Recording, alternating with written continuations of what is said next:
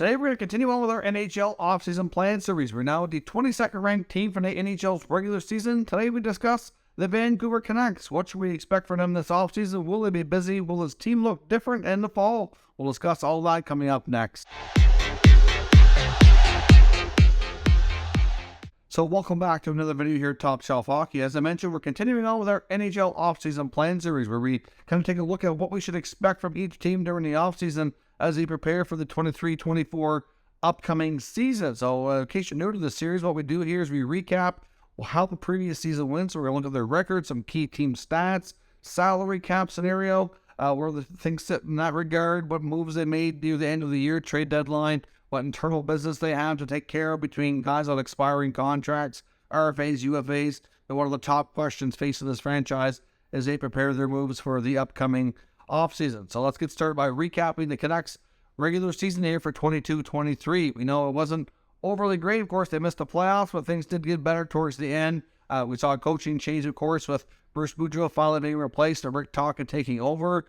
Bruce Boudreau, to me, was not really the issue in Vancouver, but certainly they did lack some structure and sort of played very differently for sure under Tocchet compared to Boudreau. But they finished with a 38-37-7 record for 83 points.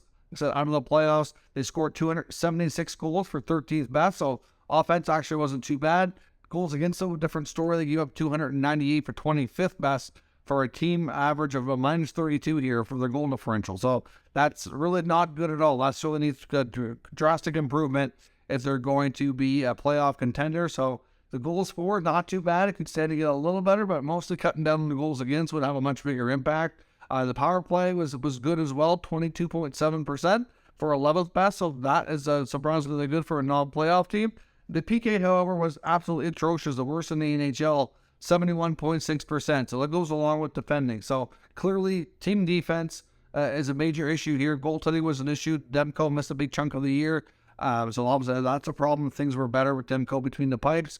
But obviously, cutting down on goals against, defending better, killing penalties better, all that needs to get drastically better. And really, Rick Tocchet is the type of coach that is really good at coaching those types of things. It should see better structure and improvements. Hopefully we see some roster changes to allow things to get better that way as well. Near the trade deadline, they were fairly active. I mean, they were jumped together and had things done a little bit early with the Bo Horvat trade to the New York Islanders, where they brought in Anthony Beauvillier to round 2 and a first-round pick. So Horvat, their longtime captain, was moved. Of course, they traded Luke Schenn to Toronto for a third-rounder. They get Curtis Lazar sent to the Devils for a fourth-rounder. They end up picking up Vitaly Kravtsov from the Rangers as well. Hard to say if he's going to be a player for them or not, but at this point, that's their moves they made, in and around the NHL trade deadline. From a cap perspective, though, this is a big problem for a team that's been out of the playoffs for a while, a team that's been basically rebuilding or retooling. I don't know what you want to call it, what they do. Not really rebuilding, not in a true sense that you normally see. They kind of been spinning their wheels, aiming between mediocrity and in the lower part of the league. And obviously they need to take some proper steps and restructure a few things here. But the cap situation, as previously managed, especially by Jim Benning and his staff, did a horrific job. Now, here we are, nowhere near being a cup contender. They're, I guess based on how they played at the end of the season, you could say that they might be able to be a playoff contender next year, but that's not going to be an easy task. And they're capped out. They have 17 contracts on the books for next year for over $84 million.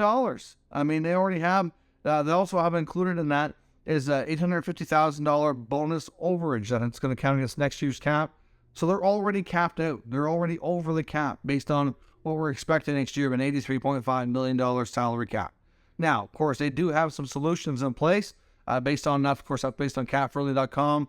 You can also use a resource like puckpedia.com as well to look at their cap. They do have slightly different numbers on each site for what they're at, but they both have them over the cap. Part of that, though, is the roster size. You could probably demote a player to kind of bring that down a little bit. And they do have guys like Tanner Pearson and Tucker Pullman who are debatable if they're going to be able to play next year. And if they can, which at this point we're going to lean towards the fact that they probably won't.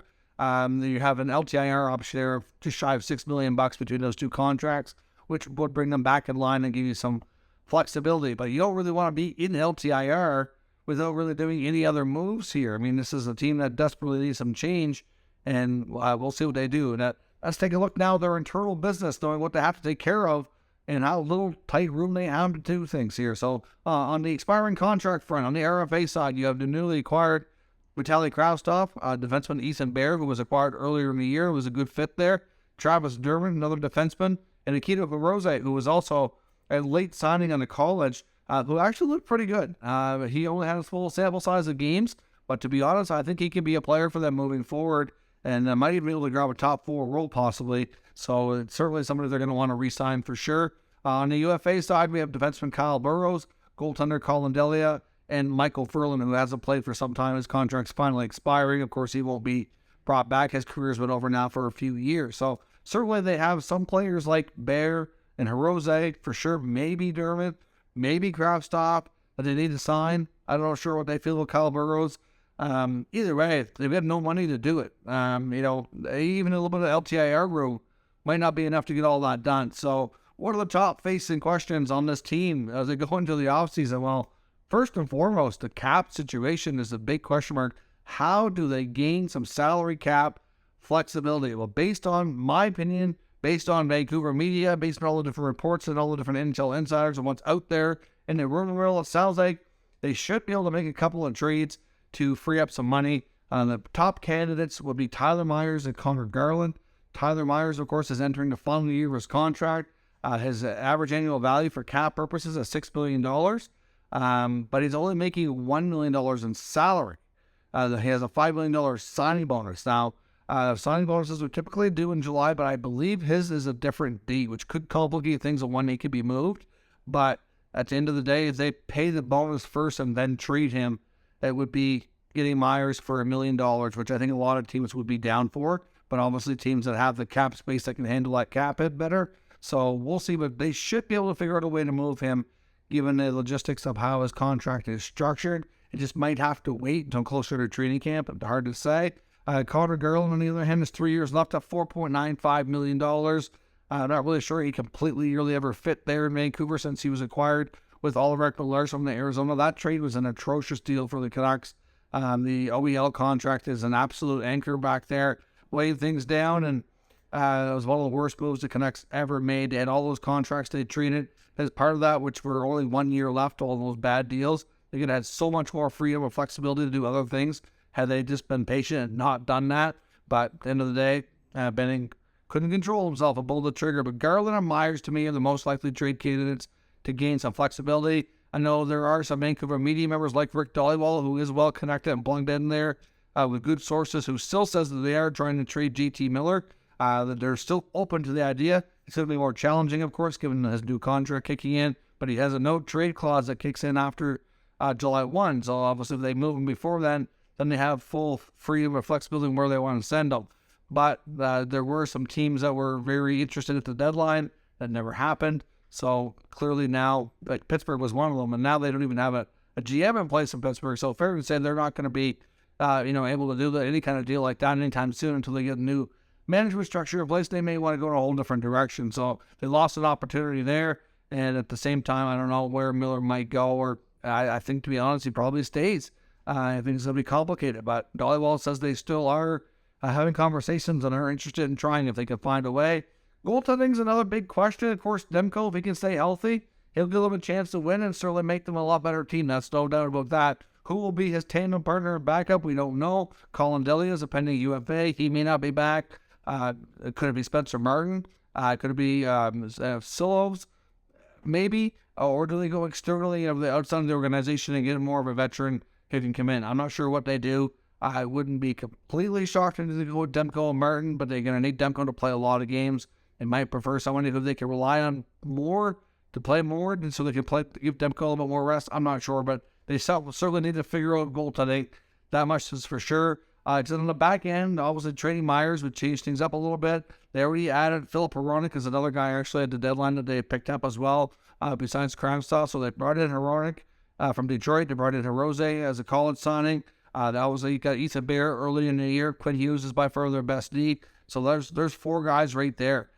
Possibility of maybe bringing back Troy Stetcher's been mentioned as a rumor. He's a UFA right now.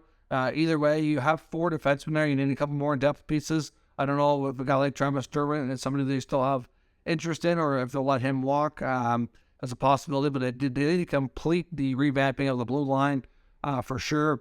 And of course, like I said, they desperately need cap space. And then if they can't find it, it's going to make it awfully hard to do much of anything. And teams know they're right up against it. They're not going to be easy on them. We know that. Vancouver desperately needs the space, and to try to move guys when you're in a hard spot like that gives all the leverage to the other team. So they're probably going to have to include sweeteners to move those guys. So that's not a good really spot you want to be in. But Jim Rutherford's been on the job now for quite some time. Patrick Alvin's been there for quite some time. They haven't really done a lot in the way of creating that flexibility that they've been preaching the whole time they've been there. So it's time they make some moves here ahead of the draft to get some stuff done. They do have a lot of good young forwards. Obviously Kuzmenko re-signed. He played really well with Pettersson. Villiers seemed to fit well, scoring at a good pace. I suspect Brock Besser returns and continues to have another chance because they weren't able to trade him. Nobody wanted to trade him with the amount of money he was making compared to what he was putting up for goals. Hopefully he's in a better spot with everything going on in his personal life and can get back on track. But he's likely going to get another chance to stay, I would suspect. But there will be conversations on Besser, too. I have no doubt about that. If the right deal comes along, he could move. But I think there's a decent chance he stays. Just given what he's making, it'll be complicated to do. So, they obviously have, like I said, a decent group of forwards. They could make a few more tweaks there. If they only had the space. Those other moves need to come first. And depending on how long that takes them, they may not have much in a free agency to really look at. They might have to do some other trades, and it could get complicated. I think that the Canucks, to me, could be marginally better next year. But a lot of it's going to depend on Demko. He's the X factor. I also hope in some ways that they're pushing the end of the season. You got to remember that gives a lot of teams false hope sometimes. When the pressure's off, the playoffs are you're eliminated. We see teams all the time take big steps forward and they're like, oh man, going into next year, this team's going to be so hot. They made all these improvements, but they were playing loose. They were playing with no pressure. And sometimes that gives teams false hope. So it's quite likely you can sometimes see a step back before you see a bigger step forward. So let me know your thoughts on the Canucks and what to expect from them in the offseason down in the comments. We'll talk about it further. If you're new to the channel, of course, make sure you subscribe and stick around. Lots more teams to come in this series. And of course, we'll keep you up to date with all the news and rumors on all 32 NHL teams as well. Thank you for watching, and I'll catch you next time.